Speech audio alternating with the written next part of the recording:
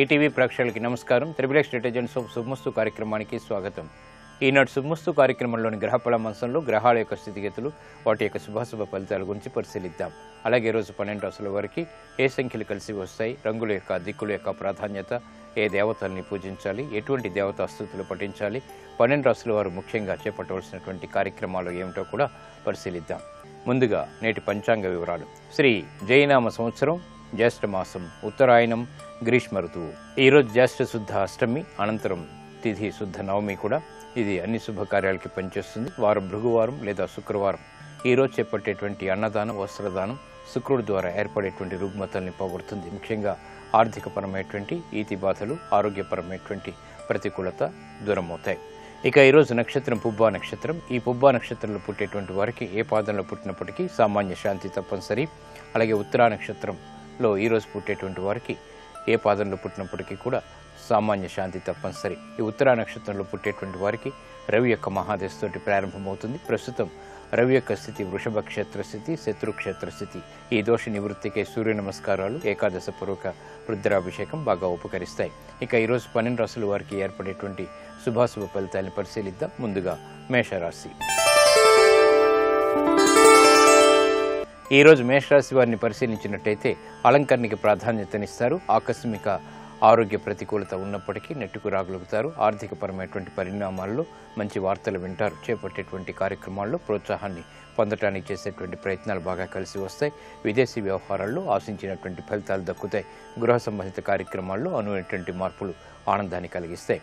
ఆరోగ్యపరంగా జాగ్రత్తలు పాటించాలి. ఈ రోజు మీ అదృష్ట సంఖ్య 2. తెలుపు వర్ణం ప్రశాంతతని పెంచుతుంది. తూర్పు దిక్కు ప్రయాణాల ద్వారా కీర్తి ప్రతిష్టలు పెంపొందింపచేసేటువంటి కార్యక్రమ నిర్వహణ కొనసాగించగలుగుతారు. అనుకూల దైవం సుబ్రహ్మణ్య స్వామి.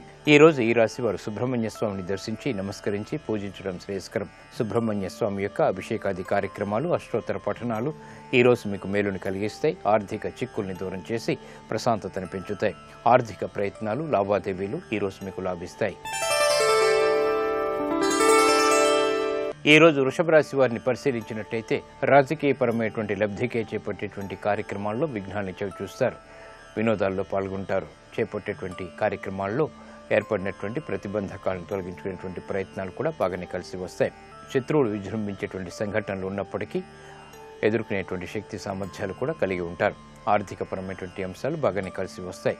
నైపుణ్యంతో కూడినటువంటి కార్యక్రమ నిర్వహణ, తద్వారా విజయాలు చేకూరుతాయి. వ్యాపార ప్రతిబంధకాన్ని స్వశక్తితో ఎదుర్కోగలుగుతారు. గృహ సంబంధిత కార్యక్రమాల్లో ఏర్పడినటువంటి విభేదాలు వీడిపోతాయి. ఆర్థిక బలం చేకూరటానికి చేసేటువంటి ప్రయత్నాలు ముమ్మరం చేయగలుగుతారు.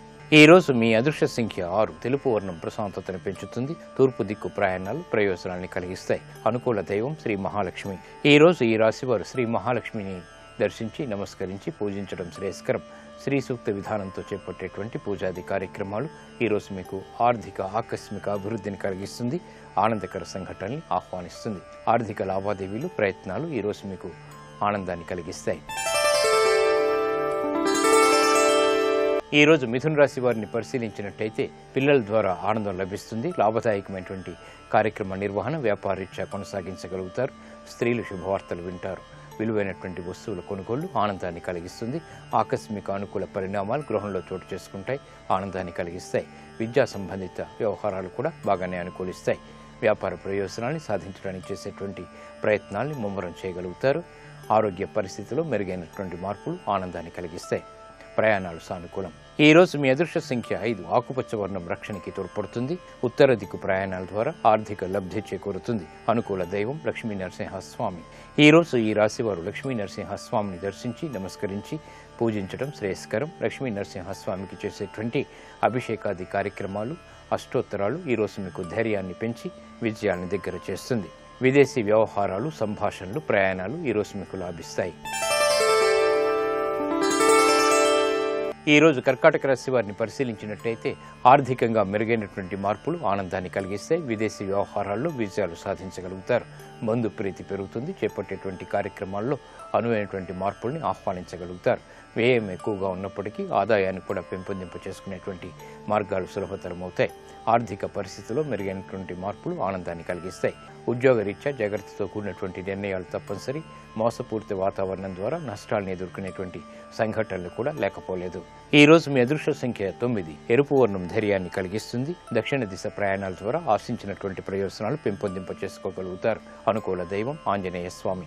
ఈ రోజు ఈ రాశి వారు ఆంజనేయ స్వామిని దర్శించి నమస్కరించి పూజించడం శ్రేయస్కరం. ఆంజనేయ స్వామికి చేసేటువంటి తమలపాకు పూజలు, అష్టోత్తరాది కార్యక్రమాలు మనోధైర్యాన్ని పెంచి విజయాల్ని ఆహ్వానిస్తుంది. వ్యాపార ప్రయత్నాలు ఈరోజు మీకు లాభిస్తాయి. ఈరోజు సింహరాశి వారిని పరిశీలించినట్టయితే ఆర్థిక ప్రయోజనాల్ని సాధించగలుగుతారు. పట్టుదలతో కూడినటువంటి కార్యక్రమ నిర్వహణ కొనసాగుతుంది. నష్టాల్ని భర్తీ చేసుకునేటువంటి కార్యక్రమ నిర్వహణలో విఘ్నాలు ఏర్పడతాయి. గతంలో ఏర్పడినటువంటి విభేదాలు తొలగిపోతాయి. శత్రువులు మిత్రులు అవుతారు. చేపట్టేటువంటి కార్యక్రమాల్లో ప్రోత్సాహం లభిస్తుంది. గృహ సంబంధిత కార్యక్రమాల్లో తెలివైనటువంటి నిర్ణయాలు తీసుకోగలుగుతారు. ప్రశాంత పరిస్థితులతో కూడినటువంటి వాతావరణం ఆర్థికంగా కొనసాగుతుంది. ఉద్యోగ వ్యవహారాల్లో కూడా విజయాలు చేకూరుతాయి. ఆరోగ్యం పదిలం. ఈ రోజు మీ అదృష్ట సంఖ్య 9. ఎరుపు వర్ణం ధైర్యాన్ని కలిగిస్తుంది. తూర్పు దిక్కు ప్రయాణాల ద్వారా కీర్తి సంపాదించగలుగుతారు. అనుకూల దైవం సుబ్రహ్మణ్య స్వామి. ఈ రోజు ఈ రాశి వారు సుబ్రహ్మణ్య స్వామిని దర్శించి నమస్కరించి పూజించడం ద్వారా ఉత్తమ విజయాలు సాధించగలుగుతారు. సుబ్రహ్మణ్య స్వామి యొక్క అష్టోత్తర పఠనం ఈ రోజు మీకు మేలుని కలిగిస్తుంది. కార్యసిద్ధికి దోహదపడుతుంది. వ్యాపార విస్తరణలు వంటివి ఈ రోజు మీకు లాభిస్తాయి. ఈ రోజు కన్యారాశి వారిని పరిశీలించినట్టయితే వ్యాపార ప్రయోజనాలకే చేపట్టేటువంటి కార్యక్రమాల్లో చిరు విఘ్నాలు ఏర్పడినప్పటికీ అంతిమ విజయాలు సాధించగలుగుతారు. విభేదాలు ఉన్నప్పటికీ కార్యక్రమాల్లో విజయాలకే చేసేటువంటి ప్రయత్నాలు కొంతవరకు ఊరట కలిగిస్తాయి. నూతన కార్యక్రమాలను ఉద్యోగరీత్యా ప్రారంభించగలుగుతారు. విదేశీ సంబంధిత లావాదేవీల విషయంలో ఏర్పడినటువంటి పొరపాట్లు సవరించుకునేటువంటి ప్రయత్నాలు కూడా బాగా కలిసి వస్తాయి. వ్యాపార ప్రయోజనాలకే చేసేటువంటి ప్రయత్నాలు మొదట ప్రతికూలత, తర్వాత అనుకూలతని కలిగిస్తాయి. ఆర్థికపరమైనటువంటి విషయాలు విస్మయాన్ని కలిగిస్తాయి. నూతన కార్యక్రమాల్లో బాధ్యతలు బాగా పెరుగుతాయి. గృహ విషయాల్లో సమస్యలు తగ్గుతాయి. ఈ రోజు మీ అదృష్ట సంఖ్య 5. ఆకుపచ్చ వర్ణం రక్షణకి తోడ్పడుతుంది. ఈశాన్య దిక్కు ప్రయాణాల ద్వారా శుభ పరిణామాల్ని ఎదుర్కోగలుగుతారు. అనుకూల దైవం దక్షిణామూర్తి. ఈ రోజు ఈ రాశి వారు దక్షిణామూర్తి స్వామిని దర్శించి నమస్కరించి పూజించడం శ్రేయస్కరం. దక్షిణామూర్తి స్వామికి చేసేటువంటి పూజాది కార్యక్రమాలు ఆలోచన సంపత్తిని పెంపొందింపచేసి తద్వారా విజయాన్ని దగ్గర చేస్తుంది. పొరపాటును దూరం చేస్తుంది. ఆధ్యాత్మిక కార్యక్రమాలు ఈ రోజు మీకు సంతృప్తిని కలిగిస్తాయి, యోగిస్తాయి. ఈ రోజు తులారాశి వారిని పరిశీలించినట్టయితే సంబంధ బాంధవ్యాల విషయంలో జాగ్రత్తలు పాటించాలి. ప్రయాణాల విషయంలో కూడా జాగ్రత్తలు తప్పనిసరి.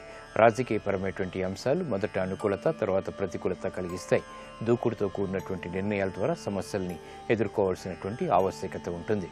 వ్యాపార ప్రయోజనాన్ని సాధించడానికి చేసేటువంటి ప్రయత్నాలు మాత్రం ఊరట కలిగిస్తాయి. అదృశ్య సంఘటనలు గృహంలో చోటు చేసుకుంటాయి. శుభవార్తలు వింటారు. ఆరోగ్యంలో ప్రతికూలత ఉన్నప్పటికీ సంతృప్తికర సంఘటనలు బలాన్ని చేకూరుస్తాయి. ఈ రోజు మీ అదృష్ట సంఖ్య 6. తెలుపు వర్ణం ప్రశాంతతను పెంచుతుంది. తూర్పు దిక్కు ప్రయాణాల ద్వారా ప్రయోజనాన్ని సాధించగలుగుతారు. అనుకూల దైవం శ్రీ వెంకటేశ్వర స్వామి. ఈ రోజు ఈ రాశి వారు శ్రీ వెంకటేశ్వర స్వామిని దర్శించి నమస్కరించి పూజించడం శ్రేయస్కరం. వెంకటేశ్వర స్వామి యొక్క అష్టోత్తర పఠనం ఈ రోజు మీకు బలాన్ని చేకూరుస్తుంది. జాప్యాలని దూరం చేస్తుంది. నూతన వ్యాపార ఒప్పందాలు ఈ రోజు మీకు ఊరట కలిగిస్తాయి. ఈ రోజు వృశ్చిక రాశి వారిని పరిశీలించినట్టయితే ఆకస్మిక ఆర్థిక పరిణామాలు ఆనందాన్ని కలిగిస్తాయి. చేపట్టేటువంటి కార్యక్రమాలపై పట్టు బిగించగలుగుతారు. అదృశ్య సంఘటనని ఆహ్వానించగలుగుతారు. విదేశీ వ్యవహారాల్లో విజయాలు సాధించగలుగుతారు. కార్యాచరణలో పట్టుదల పెరుగుతుంది. నూతన కార్యక్రమాలను అవలీలగా ప్రారంభించేటువంటి ప్రయత్నాలు కూడా ముమ్మరం చేయగలుగుతారు. వ్యాపార నిమిత్తమే చేపట్టేటువంటి కార్యక్రమాలు కలిసి వస్తాయి. అదృశ్య సంఘటనలు వృత్తిరీత్యా కూడా చోటు చేసుకుంటాయి. ఉద్యోగ ప్రయత్నాలు ఫలిస్తాయి. ఉన్నతికి చేపట్టేటువంటి కార్యక్రమాల్లో బలం చేకూరుతుంది. విద్యా సంబంధిత వ్యవహారాలు విజయాన్ని తెచ్చిపెడతాయి. ఈ రోజు మీ అదృష్ట సంఖ్య 2. తెలుపు వర్ణం ప్రశాంతతను పెంచుతుంది. తూర్పు దిక్కు ప్రయాణాలు శుభ ఫలితాలను కలిగిస్తాయి. అనుకూల దైవం మహాగణపతి. ఈ రోజు ఈ రాశి వారు మహాగణపతిని దర్శించి నమస్కరించి పూజించడం శ్రేయస్కరం. గణపతి ఉపనిషత్తు పఠనం ఈ రోజు మీకు మేలుని కలిగిస్తుంది. విఘ్నాలని దూరం చేసి విజయాలని దగ్గర చేస్తుంది. నూతన కార్యక్రమాలు ఈ రోజు మీకు సంతృప్తిని కలిగిస్తాయి. ఈ రోజు ధనుసు రాశి వారిని పరిశీలించినట్టయితే శత్రువులపై విజృంభించగలుగుతారు. వ్యాపార ప్రతిబంధకాలు తొలగిపోతాయి. నూతన స్నేహాల ద్వారా లబ్ధి చేకూరుతుంది. కార్యక్రమ నిర్వహణలో నైపుణ్యం కొనసాగుతుంది.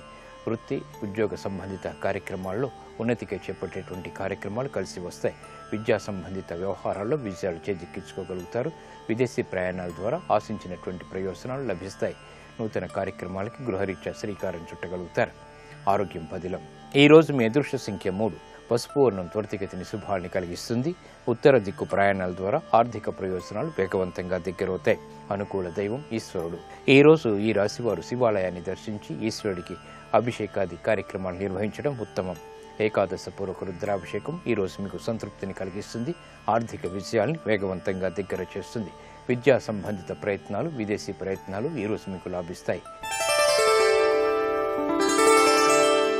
ఈ రోజు మకర రాశి వారిని పరిశీలించినట్టయితే వ్యాపార ప్రయోజనాలకే చేపట్టేటువంటి కార్యక్రమాల్లో ఏర్పడినటువంటి విఘ్నాల్ని దూరం చేసుకోగలుగుతారు. నష్టాల్ని భర్తీ చేసుకోగలుగుతారు.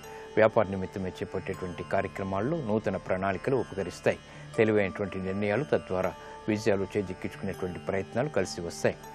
ఆధ్యాత్మిక కార్యక్రమాల్లో పాల్గొంటారు. గృహ సంబంధిత కార్యక్రమాల్లో ఏర్పడినటువంటి చిరాకులు దూరమవుతాయి. విభేదాలు కూడా తగ్గుతాయి. నూతన కార్యక్రమాలు వ్యాపారీత్యా కూడా చేపట్టడానికి చేసేటువంటి సాహసోపేతమైనటువంటి కార్యాచరణ ఉపకరిస్తుంది. వేగవంతమైనటువంటి నిర్ణయాలు తద్వారా విజయాలు చేజిక్కించుకునేటువంటి ప్రయత్నాలు ముమ్మరం చేయగలుగుతారు. ఈ రోజు మీ అదృష్ట సంఖ్య 6. తెలుపు వర్ణం ప్రశాంతతను పెంచుతుంది. తూర్పు దిక్కు ప్రయాణాల ద్వారా ప్రయోజనాన్ని సాధించగలుగుతారు.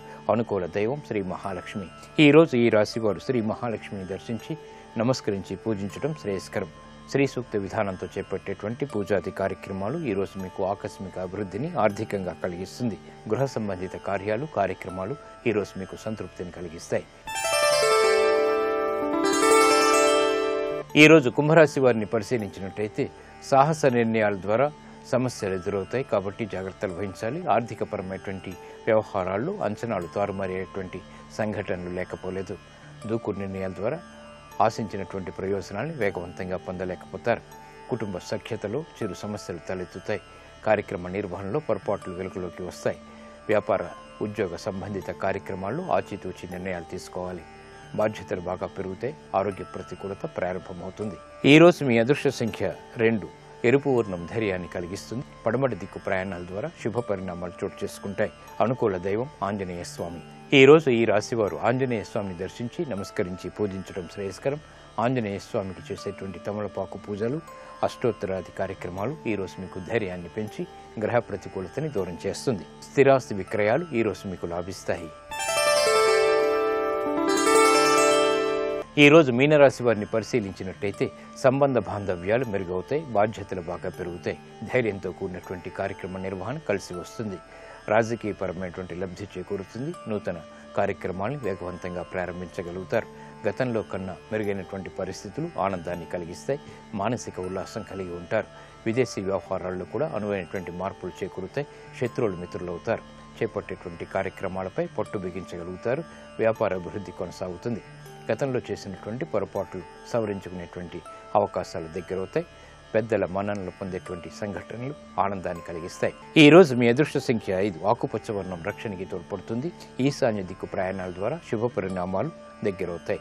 అనుకూల దైవం ఈశ్వరుడు. ఈ రోజు ఈ రాశివారు శివాలయాన్ని దర్శించి ఈశ్వరుడికి అభిషేకాది కార్యక్రమాలు నిర్వహించడం ఉత్తమం. ఏకాదశి పూర్వక రుద్రాభిషేకం, శివస్థుతులు ఈ రోజు మీకు బాగా లాభిస్తాయి. మనోధైర్యాన్ని పెంచి గ్రహ ప్రతికూలతని దూరం చేస్తుంది. ఆర్థిక వ్యవహారాలు, సంభాషణలు, లావాదేవీలు ఈ రోజు మీకు లాభిస్తాయి. ఇవి 12 రాశుల వారికి ఉన్నటువంటి శుభాశుభ ఫలితాలు. ఈ రోజు గ్రహాల యొక్క స్థితిగతులను కనుక పరిశీలించినట్టయితే బుధుడు యొక్క స్వక్షేత్ర స్థితి, వక్రగతి, అలాగే శని యొక్క ఉచ్చస్థితి, చంద్రకుజుల యొక్క కలయిక ఇది చంద్రమంగళ యోగాన్ని కలిగిస్తుంది. ఆర్థికపరమైనటువంటి అంశాల్లో విజయాన్ని తెచ్చిపెడుతుంది. ఇక ఈరోజు గ్రహస్థితిని పరిశీలించి చేపట్టేటువంటి కార్యక్రమాలను పరిశీలించినట్టయితే వివాహాది శుభకార్యాలు, అన్నప్రాసన, నామకరణం, అక్షరాభ్యాసం వంటి కార్యక్రమాలకి బాగా పనికి వస్తుంది. వ్యాపార సంబంధిత కీలక నిర్ణయాలకు కూడా బాగా ఉపకరిస్తుంది. విద్యా సంబంధిత వ్యవహారాల్లో క్లిష్టమైనటువంటి సమస్యలకు పరిష్కారాలు పొందడానికి కూడా బాగా ఉపయోగకరమైనటువంటి రోజు. వాహన కొనుగోళ్లకి బాగా సహకరిస్తుంది. ఈరోజు చేసేటువంటి ఆధ్యాత్మిక కార్యక్రమాలు ఉత్తేజాన్ని పెంచుతాయి, ఆర్థిక బలాన్ని పెంచుతాయి. ఇప్పుడు ఆరోగ్యం, ఆయుర్వేదం అంశంలో ఆయుర్వేద వైద్య విశేషాలు తెలుసుకుంటారు.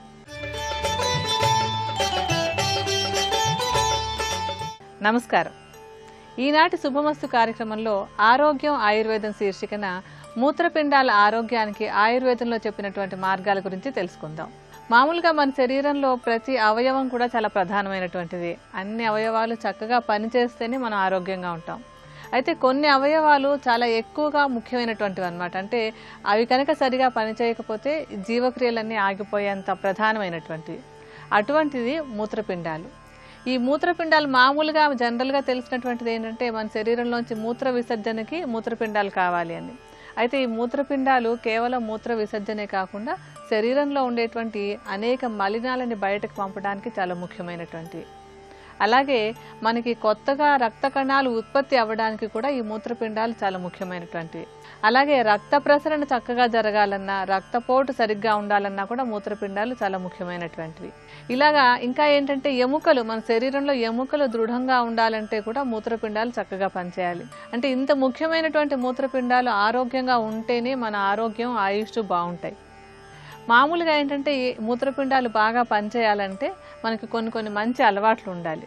అందులో ఏంటంటే ప్రతిరోజు కనీసం ఒక 10 గ్లాసులు అంటే దాదాపుగా ఒక 3 లీటర్ల మంచినీటిని తాగుతూ ఉండాలి.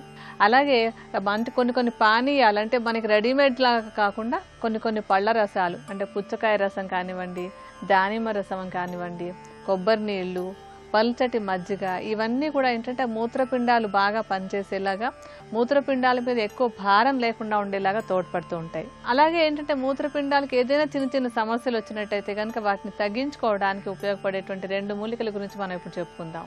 అందులో మొట్టమొదటిది ఏంటంటే గోక్షుర. గోక్షుర అంటే పల్లేరుకాయలు. ఈ పల్లేరుకాయలు ఏంటంటే మూత్రం చక్కగా అంటే విసర్జన చక్కగా జరగటానికి బాగా తోడ్పడేటువంటివి. గోక్షీర అంటే ఈ పల్లేరుకాయల్ని ఎండబెట్టి చూర్ణంలాగా చేసుకుంచుకోవాలి. అలాగే మూత్రపిండాలు ఆరోగ్యంగా ఉండడానికి తోడ్పడేటువంటి మరొక మూలిక తిప్పతీగ. గుడూచి అని సంస్కృతంలో అంటాం, తెలుగులో దీన్ని తిప్పతీగ అంటారు.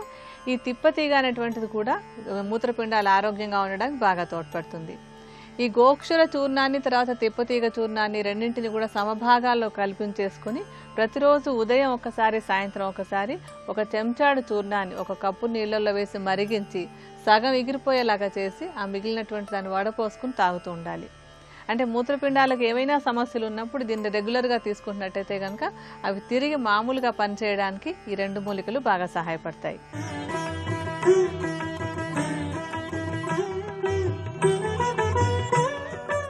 త్రిబులెక్స్ డిటర్జెంట్ సోప్ శుభమస్తు కార్యక్రమంలో శుభయోగం శీర్షికకి స్వాగతం. ఈ శీర్షికన పుట్టుమచ్చలు, వాటి ఫలితాలు అనే అంశం గురించి తెలుసుకుందాం. మానవ శరీరం మీద ఉన్నటువంటి పుట్టుమచ్చ యొక్క రంగును బట్టి, ఆకారాన్ని బట్టి, పరిమాణాన్ని బట్టి ఆ వ్యక్తి ఏ గ్రహానికి చెందినవాడో చెప్పవచ్చని పుట్టుమచ్చల శాస్త్రంలో వర్ణించటం జరిగింది. ఒక వ్యక్తి శరీరం మీద నలుపు రంగులో కనుక పుట్టుమచ్చలు ఎక్కువగా ఉన్నట్లయితే ఆ వ్యక్తిని శనిగ్రహానికి చెందిన వ్యక్తిగా పరిగణించవచ్చు. అలాంటి వ్యక్తులు పొడవుగా ఉండి విశాలమైనటువంటి చెవులను కలిగి ఉంటారు. జీవితంలో ఏ కార్యమైనా సరే కష్టపడి చేయటం ద్వారా విజయాన్ని సాధిస్తారు. జీవితంలో ఎక్కువగా శ్రమించి ఉన్నత స్థాయికి రావటానికి ఆస్కారం ఎక్కువగా ఉంటుంది. రహస్యాలను దాచటంలో శరీరం మీద నలుపు రంగు పుట్టుమచ్చలు ఉన్నవారు సిద్ధహస్తులు అని ప్రతి విషయంలో కూడా ఆచితూచి అడుగులు వేస్తూ జీవితంలో ఉన్నత స్థితిని సాధిస్తారని చెప్పి పుట్టుమచ్చల శాస్త్రంలో వర్ణించడం జరిగింది. అదేవిధంగా మానవ శరీరం మీద రకరకాల ప్రాంతాలలో ఉన్నటువంటి పుట్టుమచ్చలు రకరకాలైనటువంటి ఫలితాలను కలిగింపజేస్తాయి.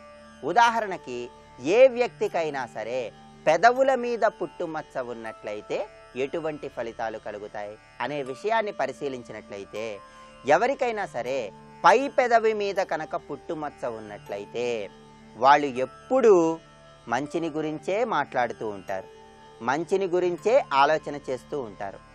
వీళ్ళు ఎక్కడ ఉన్నా సరే మంచి పనులు చేస్తూ, మంచి గురించి మాట్లాడుతూ శుభకార్యాలు జరిగేలాగా చూస్తూ ఉంటారు.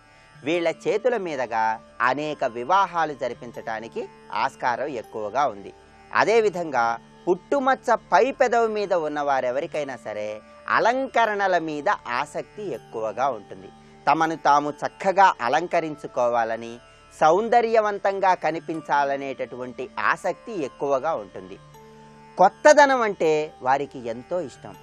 కొత్తదనం ఎక్కడ ఉన్నా దాన్ని తెలుసుకోవాలని, కొత్త విషయాలను పరిశీలించాలనేటటువంటి ఆసక్తి ఎక్కువగా ఉంటుంది.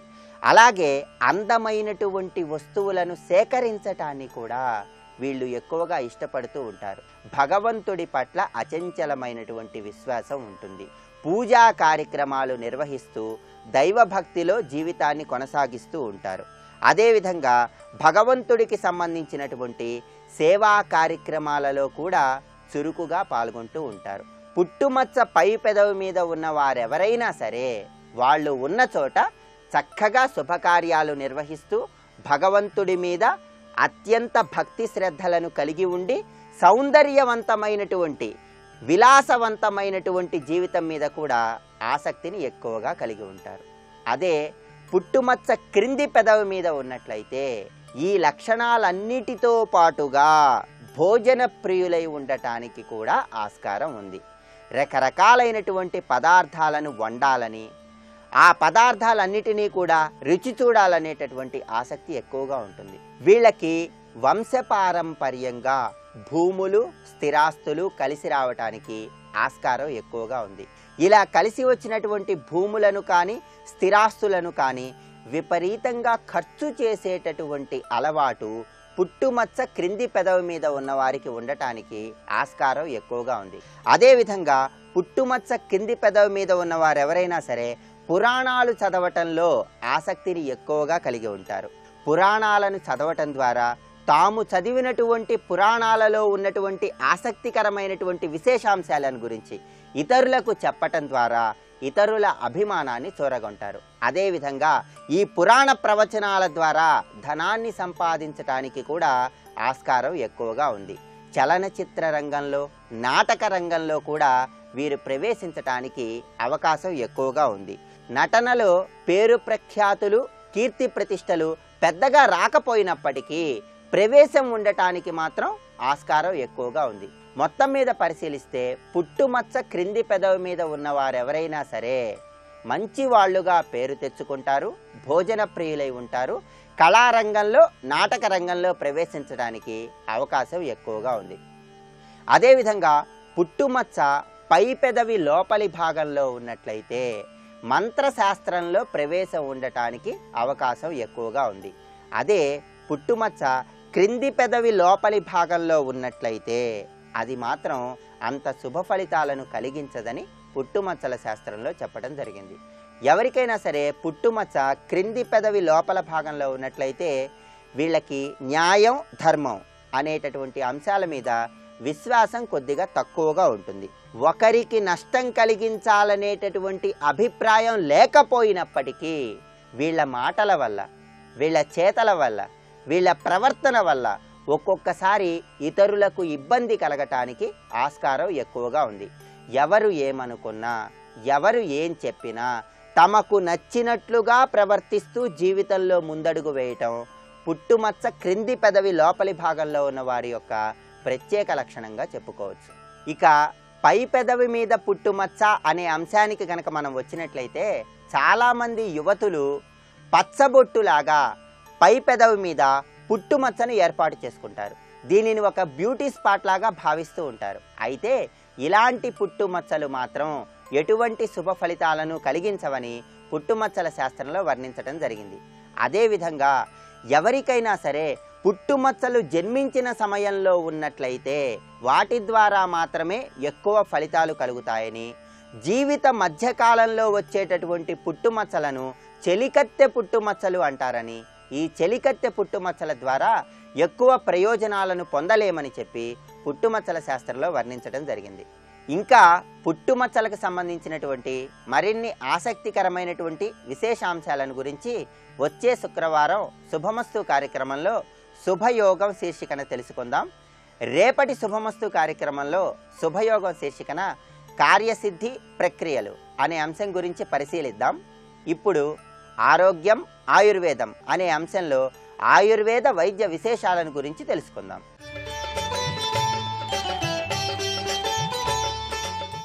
మూత్రపిండాలు చక్కగా ఆరోగ్యంగా పనిచేయాలంటే ఏంటంటే ముందు నుంచి కూడా కొన్ని మంచి అలవాట్లు, కొన్ని అంటే ఆరోగ్యానికి పనికొచ్చేవి రెగ్యులర్గా తీసుకుంటూ ఉండాలి, కొన్ని ఆరోగ్యానికి పనికిరానటువంటి వాటిని మానేస్తూ ఉండాలి. అలా ఏంటంటే మనం తీసుకోవాల్సిన వాటి గురించి ఇందాక కొన్ని చెప్పుకున్నాం, అలాగే మానేయవలసినవి కూడా కొన్ని ఉంటూ ఉంటాయి. అందులో మొట్టమొదటిది ఏంటంటే మద్యపానం. ఈ మద్యపానం అనేటువంటి అలవాటును తగ్గించేసుకోవడం అనేది మూత్రపిండాలు చక్కగా దీర్ఘకాలం పాటు బాగా పనిచేయడానికి చాలా చాలా అవసరమైనటువంటిది.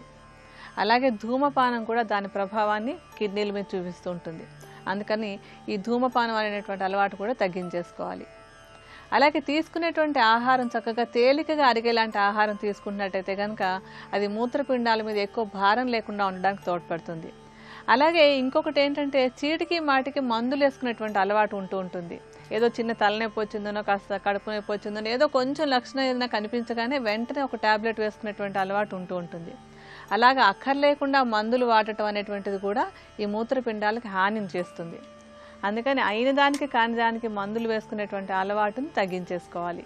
అలాగే ప్రతిరోజు వ్యాయామం చేయడం కూడా మూత్రపిండాలు ఆరోగ్యంగా పనిచేయడానికి చాలా అవసరమైనటువంటిది. వీటితోటి పాటుగా ఔషధంగా ఉపయోగపడేటువంటి మరొక 2 మూలికల గురించి కూడా చెప్పుకుందాం మనం. అందులో ఒకటి సొంఠి.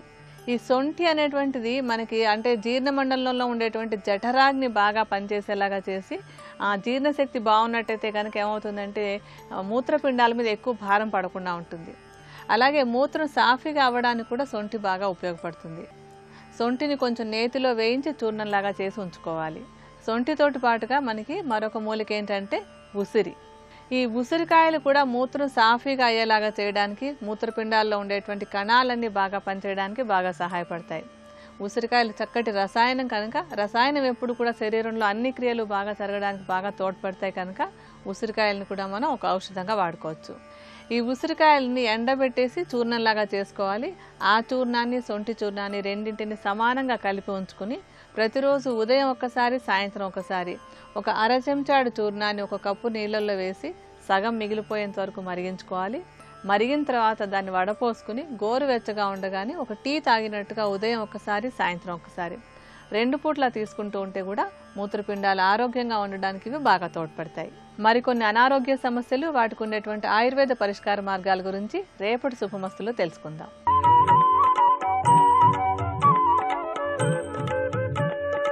ఈటీవీ ప్రేక్షకులకు నమస్కారం.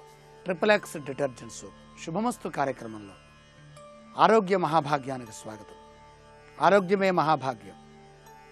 మహాభాగ్య శబ్దానికి ఆరోగ్యం అని మనం గమనిస్తున్నాం. ఆరోగ్యం ఉంటే అన్నీ ఉన్నట్టే. ఆరోగ్యం ఉంటే ఎక్కువ కాలం జీవించడానికి అవకాశం ఉంటుంది. ఎక్కువ కాలం జీవిస్తే ఎక్కువ అంశాలని తెలుసుకోవడానికి అవకాశం ఉంటుంది. ఏది అనుభవించాలన్నా ఆరోగ్యం ఉండాలి. అష్టమం ఆయుషస్థానం అష్టమాదష్టమం తథా తయోరపి వ్యయస్థానం మారకస్థానం ఉచ్యతే. ఆయుర్దాయాన్ని హరించే క్రమంలో ఆరోగ్యం దెబ్బతిని అనారోగ్యాలు వస్తాయి. అనారోగ్యాలు దేనికి సంకేతం? ఆయుర్దాయాన్ని తగ్గించడానికి సంకేతం. కాబట్టి మహర్షి చెప్పినటువంటి అంశం, వీటన్నిటికీ మూలం అసలు ఆరోగ్యం ఉందా, ఇవన్నీ అనుభవించే యోగం ఉందా? ఒక వ్యక్తి గొప్ప కుటుంబంలో జన్మించారు, గొప్ప గృహంలో జన్మించారు, మహాధనవంతులింటో జన్మించాం, కానీ దాన్ని అనుభవించడానికి ఆరోగ్యం ఉందా? తను జీవించి ఉండడానికి ఆరోగ్యం ఉందా? తగినటువంటి శరీర ధర్మాలు తనకు పనిచేస్తున్నాయా? తన మనస్సు, తన బుద్ధి, తన వాక్కు తనకి వశమై ఉన్నాయా? మీనలగ్న జాతకాన్ని పరిశీలిస్తే అందరికీ ఆరోగ్యాన్ని ప్రసాదించేటటువంటి సూర్యభగవానుడే రోగాధిపతిగా ఉన్నారు. మరి ఎలా? రక్షించే నాథుడే భక్షించే స్థితిలో ఉంటే ఏం చేయాలి అంటే ఇక్కడ ఒక వరం కూడా ఉన్నది. ఏంటి ఆ వరం అంటే, మీనలగ్నానికి మిత్రుడు సూర్యుడు. సూర్యుడే రోగాధిపతి, ఇంకేం బతుకుతాం మనం? ఇంకెవరిని ధ్యానిస్తాం? అందుకని ఒక పరిహారాన్ని కల్పించారు మహర్షి పరాశరులు వారు. అసలు పరాశరుడు అంటే ఎవరు?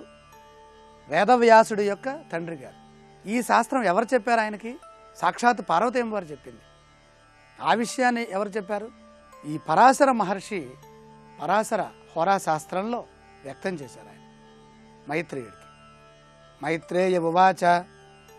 మైత్రేయుడు అడుగుతూ ఉంటాడు, జనాలకు రోగాలు వచ్చినప్పుడు ఏ గ్రహాన్ని ధ్యానించాలి? మరి మీనలగ్నానికి సూర్యుడే షష్ఠాధిపతిగా ఉంటే ఏమిటి గతి?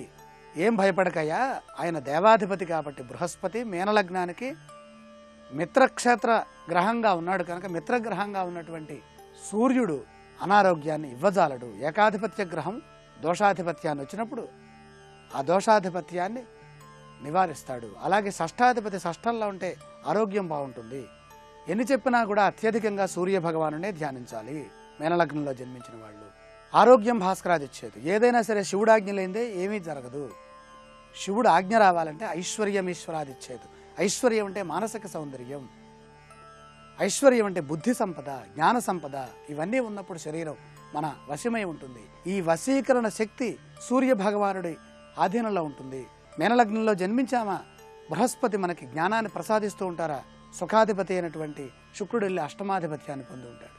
అందుకని సూర్యుడు యొక్క ధ్యానంతో పాటుగా ఆయుర్దాయాన్ని కూడా వృద్ధి చేయి నాయన అంటూ మనం శుక్రాచార్యుల వారిని ధ్యానించాలి.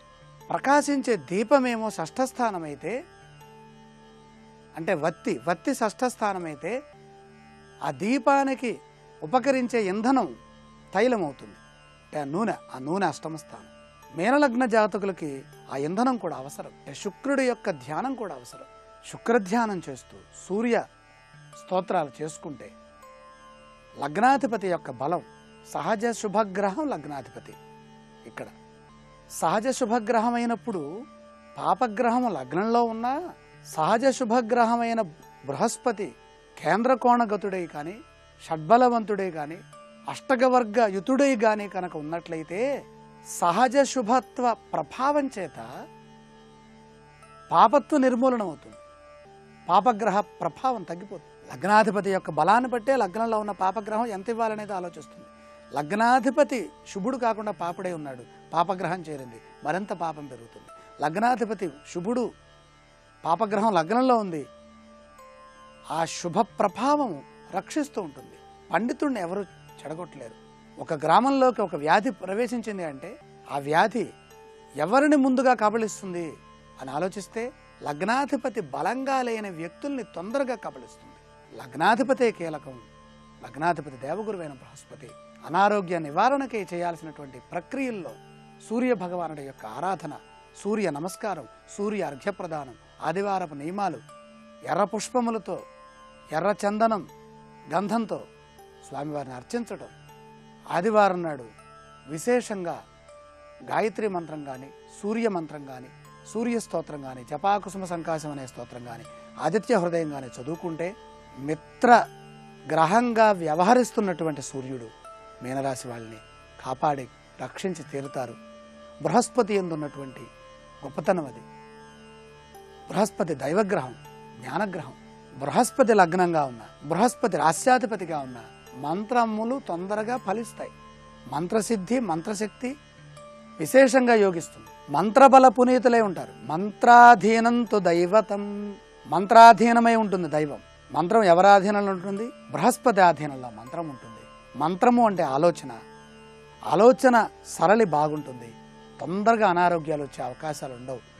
కానీ మానసిక బాధ కలిగిందా, ఆలోచనాధిపతి కనుక దెబ్బతిన్నాడా, పంచమాధిపతి అయిన చంద్రుడు దెబ్బతిన్నాడా, వీళ్ళకి అనారోగ్యాలు తొందరగా వస్తాయి. కాబట్టి మానసిక ప్రపంచం చుట్టూ ఉన్న వాతావరణం మీనరాశి, మీన లగ్నంలో జన్మించిన వాళ్ళకి, మీన రాశిలో జన్మించిన వాళ్ళకి, మీన నక్షత్రాలైనటువంటి పూర్వభాద్ర 4వ పాదం, ఉత్తరాభాద్ర, రేవతి, ఈ నక్షత్రాల్లో జన్మించిన వాళ్ళకి పరిపూర్ణమైనటువంటి ఆరోగ్యం రావాలి అంటే వాళ్ళు నివసిస్తున్న గృహాలు, వాళ్ళు పనిచేస్తున్న కార్యాలయాలు, వాళ్ళకున్నటువంటి మిత్రులు, వీళ్ళందరూ అనుకూలంగా ఉండేట్టుగా మంచి వాళ్ళని, మంచి స్థలాలని, మంచి కార్యాలయాల్ని ఎన్నుకోవాలి. మొహమాటాన్ని ప్రదర్శించకూడదు. అప్పుడు వీళ్ళు ఆరోగ్యవంతులై భాసిల్లుతారు. సూర్య భగవానుడి యొక్క శక్తి వాళ్ళకి విశేషంగా రక్షిస్తుంటుంది. ఇప్పుడు ఆరోగ్యం యోగా అనే శీర్షికన అనారోగ్య సమస్యల నివారణకే ఉపకరించే యోగాసనాల్ని పరిశీలించేద్దాం. రోగ నిరోధక శక్తి పెరగడానికి ఉపకరించే పశ్చిమోత్తాసనం. రోగ నిరోధక శక్తి అనేది చాలా కీలకమైన అంశం. వ్యక్తుల ఆరోగ్యం ఈ రోగ నిరోధక శక్తిపైనే ఆధారపడి ఉంటుంది.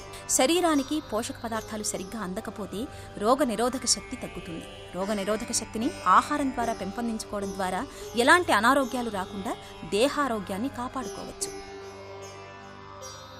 తాజా పండ్లు, కూరగాయలు, పప్పుధాన్యాలు, ఆకుకూరలు, పాలు వంటి పౌష్టికాహారాన్ని తీసుకోవడం ద్వారా రోగ నిరోధక శక్తిని పెంపొందించుకోవచ్చు. అయితే యోగాసనాలు కూడా రోగ నిరోధక శక్తిని పెంపొందించుకోవడానికి ఉపకరిస్తాయి.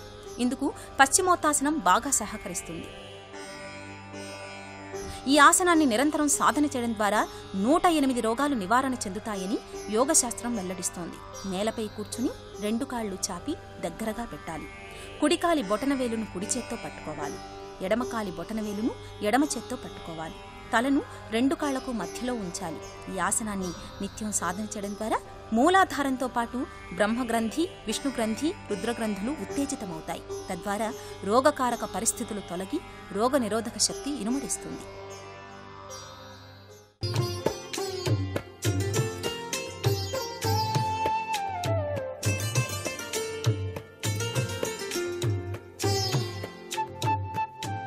XXX డిటర్జెంట్ సోప్ శుభమస్తు కార్యక్రమంలో గృహబలం అంశానికి స్వాగతం. వ్యర్థ పదార్థాలు, వ్యర్థ సామాగ్రి ఎప్పుడూ కూడా అరిష్టమే. ఇంట్లో పేరుకుపోయినటువంటి చెత్తా చెదారాల్ని ఎంత త్వరగా వదిలించుకుంటే అంత శుభదాయకం గృహానికి. ఒక గృహానికి బూజు పట్టింది కదా అని చెప్పేసి పట్టని అని చూస్తుంటే ఏమవుతుంది? ఇళ్ళంతా కూడా బూజుమయమైపోతుంది. అందుకని తప్పనిసరిగా బూజు అనేటువంటిది లేకుండా చూసుకోవాలి. ఇళ్ళంతా కూడా శుభ్రంగా ఉండేటట్టుగా చేసుకోవాలి. అప్పుడే లక్ష్మీదేవి యొక్క అనుగ్రహం ఆ ఇంటిలో తాండవిస్తుంది. ఈ యొక్క పనికి రానిటువంటి సామాను కూడా ఎప్పటికో పనికొస్తుంది అని చెప్పేసి భావన చేసి దాచిపెట్టేటువంటి వాళ్ళు ఇకనైనా సరే ఆ సామాను ఎప్పటికో పనికొస్తుంది, ఇప్పుడు ఎందుకు అని చెప్పేసి అనుకున్నప్పుడు దాన్ని విసర్జించడం చాలా మంచిది. ఉత్తరంలో గనక మీకు తెలియకుండానే ఇటువంటి పనికిరాని సామాను ఉంచినట్లయితే యజమానికి సోదరులకి మధ్య వివాదాస్పద ధోరణి సంభవిస్తుంది. అలాగే అసలు ఈశాన్యంలో చెత్త అనేది ఉండకూడదు. ఈశాన్యం వైపు పడేస్తే ఇంట్లోకి ఉన్నటువంటి వాళ్ళంతా కూడాను అత్యధికంగా క్రూర స్వభావాన్ని కలిగిన వాళ్ళుగా మారతారు. అందుచేత వ్యర్థ సామాగ్రి ఉంచడానికి వీలుగా ఒక గది నిర్ణయం చేసుకోండి. ఆ గది దాచిపెట్టేటువంటి సామాన్లు కూడాను తీరుతెన్నులతో అమర్చడం మాత్రం మరవకండి. ఆ గది తలుపుకి ఎప్పుడూ కూడా నల్ల రంగు వేయటం మంచిది. గది తలుపు లేదా ఇనుప తలుపుగా కూడాను అది ఉండవచ్చు. గది తలుపు ఒక రెక్కే ఉండాలి, 2 రెక్కలు మాత్రం ఉండకూడదు.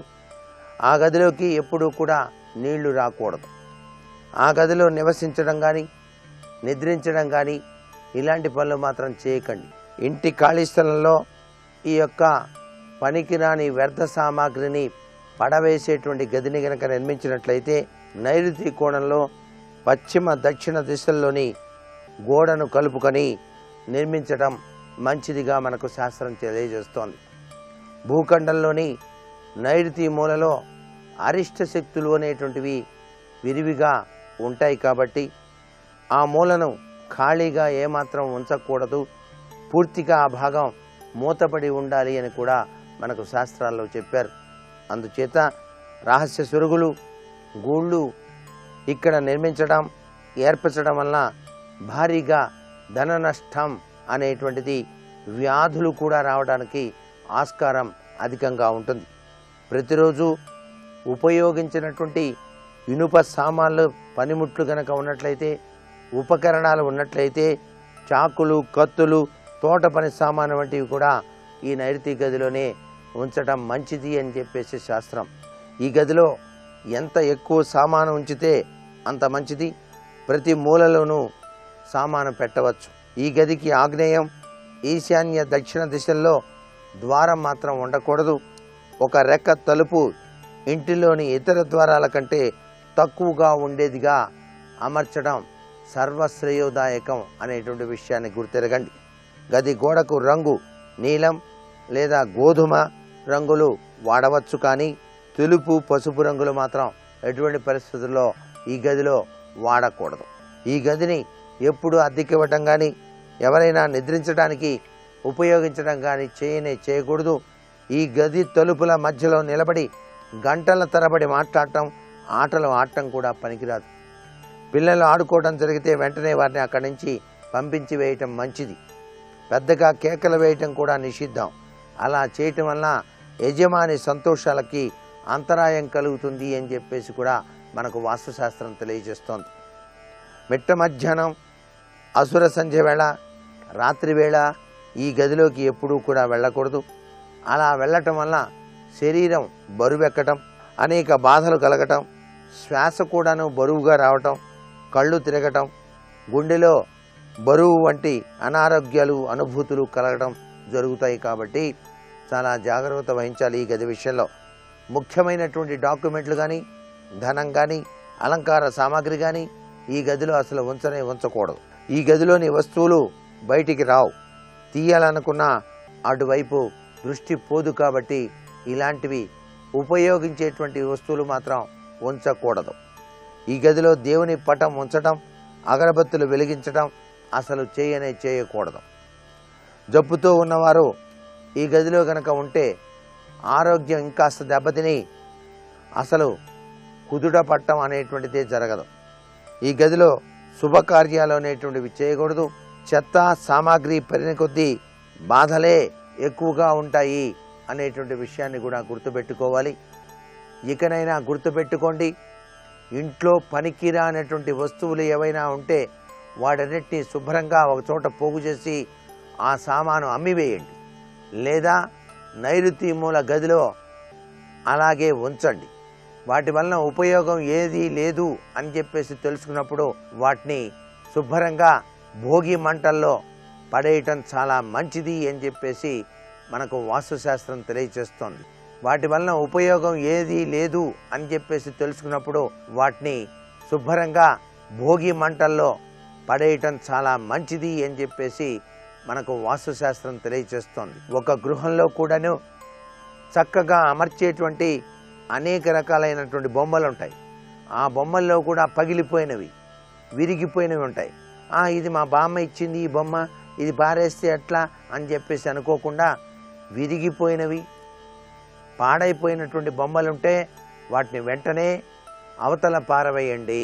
ఎప్పుడూ కూడాను పనికిరాని వ్యర్థ సామాగ్రిని గృహంలో ఉంచినట్లయితే అది మీకు తెలియని అపకీర్తిని, తెలియని బాధను కలిగించి తీరుతుంది సుమా అనేటువంటి విషయాన్ని గుర్తుపెట్టుకోవాలి. అలాగే ఇల్లు కట్టిన తర్వాత కొన్ని సామాన్లు మిగిలిపోతూ ఉంటాయి సహజసిద్ధంగా. మరలా ఇవి ఉపయోగపడతాయేమో అని చెప్పేసి పొడుగాటి కడ్డీల దగ్గర నుంచి, ఇనుప కడ్డీల దగ్గర నుంచి దాచిపెడుతూ ఉంటారు చాలామంది. అలాగే ఒక కడ్డీ ఉంటే దాన్ని తప్పనిసరిగా ఈ కడ్డీ బాగా ఉపయోగపడుతుంది, దీన్ని గుణపంగా తయారు చేయొచ్చు, తర్వాత ఆలోచిస్తానులే అని దాచిపెట్టి దాని సంగతి మర్చిపోతుంటారు. ఇలా ఇవన్నీ పెరిగిపోతుంటాయి. ఇవన్నీ ఇంట్లో వ్యర్థ సామాగ్రిగా మిగిలిపోతాయి. అందుచేత వీటిని కూడాను సాధ్యమైనంత వరకు కూడాను బయట పారేయటం. ఇంటిలో వంట పాత్రల విషయంలో కూడా పెనం దగ్గర నుంచి కొన్ని పాడైపోయిన పెనాలు ఉంటాయి ఇళ్లలో. ఆ పెనము మరలా ఉపయోగించవచ్చులే అని దాచిపెడుతుంటారు. అట్లాంటి వాటిని కూడా ఇంటిలో నుంచి బయట పారేయటం చాలా మంచిది. నేటి వాస్తు సందేహాన్ని గనక పరిశీలన చేసినట్లయితే ఎంత సంపాదించినా డబ్బు మాత్రం నిలవటం లేదు, రుణాలు మాత్రం పెరిగిపోతున్నాయి. ఈ రుణగ్రస్త విమోచన ఏ విధంగా జరుగుతుంది, దీనికి తరుణోపాయం ఏమిటి అన్నది ప్రశ్న. ఏ వ్యక్తికైనా సరే తాను దాచుకున్నది, పొదుపుగా ఉంచుకున్నదే భవిష్యత్తుకు చక్కటి రాచబాటను వేస్తుంది. అయితే ఎంత సంపాదించినప్పటికీ కూడాను ధనం మిగలకుండా రుణాలు చేయవలసిన పరిస్థితులు ఏర్పడుతూ ఉన్నట్లయితే రుణగ్రస్త విమోచన కోసం తప్పనిసరిగా ఒక బోండాను తీసుకోండి. గురువారం నాడు ఆ కొబ్బరి బోండాకు 9 సార్లు నల్లదారాన్ని చుట్టండి. ఆ నల్లదారాన్ని చుట్టిన తరువాత దానిపైన అక్షతలు వేసి పారుదల కలిగినటువంటి నీటిలో తూర్పు దిశగా నిలబడి రుణగ్రస్త విమోచన ప్రీత్యర్థం అంటూ వదిలేసి ఆ బోండా కొట్టుకుంటూ వెళ్ళిపోతుంది. అప్పుడు మీరు రుణాలు చేయాలంటే ఆచితూచి అడుగు వేయడం జరుగుతుంది. రుణాలు చేయటం తగ్గిపోతుంది. ఆదాయం అభివృద్ధికి అనేక మార్గాలు ఏర్పరచుకోవటానికి ఆస్కారాలు వస్తాయి. మరికొన్ని ముఖ్య విషయాలు రేపటి శుభమస్తు కార్యక్రమంలో తెలుసుకుందాం. ఇప్పుడు ఆరోగ్యం యోగా అనే శీర్షికన అనారోగ్య సమస్యల నివారణకు యోగాసనాలు ఏమిటో చూద్దామా? మరి రోగ నిరోధక శక్తి పెంపొందడానికి తితిభాసనం కూడా చక్కగా ఉపయోగపడుతుంది. రోగ నిరోధక శక్తి పెంపొందించుకోవడం ద్వారా శారీరక మానసిక ఆరోగ్యం చేకూరుతుంది. వాతావరణ మార్పుల వల్ల, ఇన్ఫెక్షన్ల వల్ల, వైరస్ల వల్ల వ్యాపించే రోగాలు దరిచేరకుండా ఉంటాయి. రోగ నిరోధక శక్తిని స్వతసిద్ధంగా సహజంగా సొంతం చేసుకోవడం ద్వారా దీర్ఘ ఫలితాలు ఉంటాయి. భవిష్యత్తులో ఎలాంటి తీవ్రమైన అనారోగ్యాల బారిన పడే అవకాశం ఉండదు. ఇందుకు యోగాసనాల్లో తితిభాసనం బాగా సహకరిస్తుంది. నేలపై నిల్చుని ఆ తర్వాత మెల్లగా వంగొని కాళ్లను ఎడం చెయ్యాలి. కుడికాలి క్రింద కుడి భుజం, ఎడమకాలి క్రింద ఎడమ భుజం పెట్టాలి. చేతుల్ని నేలపై ఉంచి కాళ్ళని గాలిలో ఉంచాలి. అయితే ఈ ఆసనాన్ని వేయడం కష్టసాధ్యం. యోగ గురువు పర్యవేక్షణలోనే ఈ ఆసనాన్ని సాధన చేయాలి.